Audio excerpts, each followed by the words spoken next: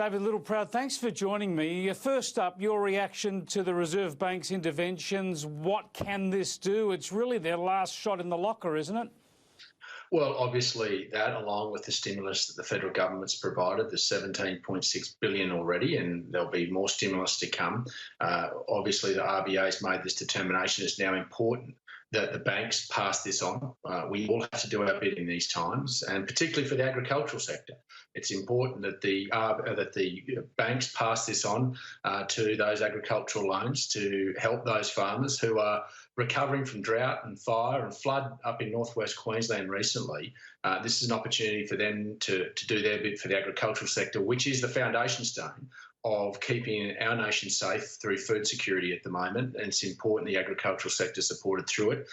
It shows resilience, and we should be damn proud of our farmers. And we're coming out the other end of a recovery, and we'll help this nation recover quicker because of the resilience of the agricultural sector in particular, but the banks can play a role in that.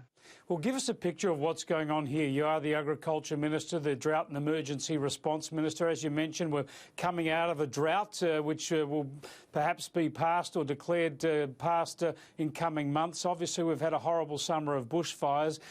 Large parts of regional Australia hit very hard. How are they being impacted in the here and now with the additional problems of the coronavirus pandemic?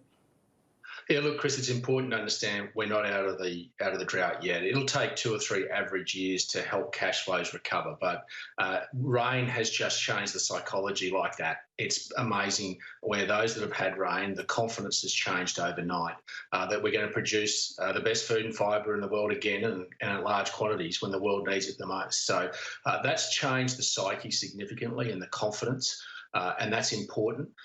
More follow-up rain's also important. But let me say that obviously regional and rural communities are feeling the impacts of this coronavirus as well. It takes longer to hit out here, but we are feeling those impacts. In fact, we're seeing people from metropolitan Australia getting on buses and coming out and cleaning out our supermarkets. That's the craziness that's taken place over the last 48 hours. But we're rather resilient to this, and I know that the communities work closely together, and it's very quick for those communities to understand if there are health issues, and they bind together very quickly to react and make sure that we isolate those that need to be isolated. But those that don't, there's a calmness out here that I think the rest of Australia should take a good hard look at, a calmness of getting on with the job, making a dollar for this nation, making a dollar for themselves, and ensuring that there is some continuity to our nation's economy and to our society. Well, we want to see that calmness. We want to encourage that calmness. But what about the antithesis of that, this raiding of supermarkets, as you've suggested? Your colleague, the Home Affairs Minister, Peter Dutton, says people will be prosecuted if it looks like they're hoarding for financial gain. Just how widespread is this? We've heard of some of the smaller towns just out of Sydney, Lithgow and the like, other towns just out of Melbourne in the Latrobe Valley and the like, where, yeah, busloads of people have come out to strip the shelves of those supermarkets. This is not only not very calm, it does seem to be un-Australian. Well, these people are parasites, Chris, make no mistake. They are taking advantage of the circumstance of the panic that has set in that's unfounded. You've got to understand we're a nation of 25 million people. We produce enough food for 75 million. This is just stupidity that we are lining up, trying to get the last morsel of meat, the last toilet roll or the last product from the grocer. The only stress that's coming on our supply chains are from people panicking. And I just say to people, use this thing called common sense. We are not going to run out of food. We have the greatest food security of any nation in the world because of what our primary producers do. There is no issue around this. And those that want to go and take advantage of this need to be prosecuted, and I support Peter Dutton in this. But I'm also calling on eBay and Facebook to pull these parasites Facebook posts and eBay posts down. Break their business model. And to those Australians that go and buy it, don't be so damn stupid as to do that. If you actually show some calmness, you'll be able to get those goods at the supermarket. As people calm down, go back to their normal shopping patterns, it'll all be there for them.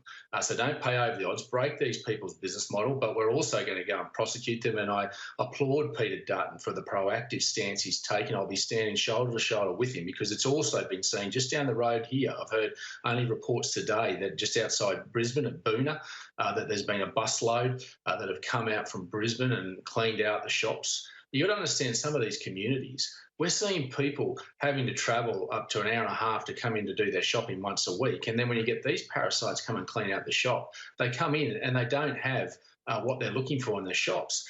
We don't expect to have the full range in some of our small country towns, but we do expect to have it on the shelf because we're calm, methodical, we understand how society works. But when these fringe elements impinge on it, we've got to carve them out of society and carve them out quickly, and Peter Dutton's going to do a damn good job at doing it. Well, you say you want Facebook and eBay and the like to strip down pages where people are trying to on-sell products like toilet paper at inflated prices. But what laws are being broken here? How can people be prosecuted? Well, obviously you need a permit to sell a lot of these items. In fact, I've just seen on social media only in the last 2 minutes that someone's been caught in New South Wales trying to pass off goods without a proper licence. And so those prosecutions can take place. I understand Peter Dutton's exploring other options, and I think the full force of the law through the states, cooperating with the states, working with the Australian Federal Police will be worked up very quickly to make sure we nip this in the bud. But again, each Australian can do their bit by not endorsing these parasites business model, by buying things off them. And Facebook and social media always run for cover. They always take the low road and stay out of all this and try to stay out of the limelight. Well, they've got a social responsibility to get involved in this and start to police their own sites very quickly. Yeah.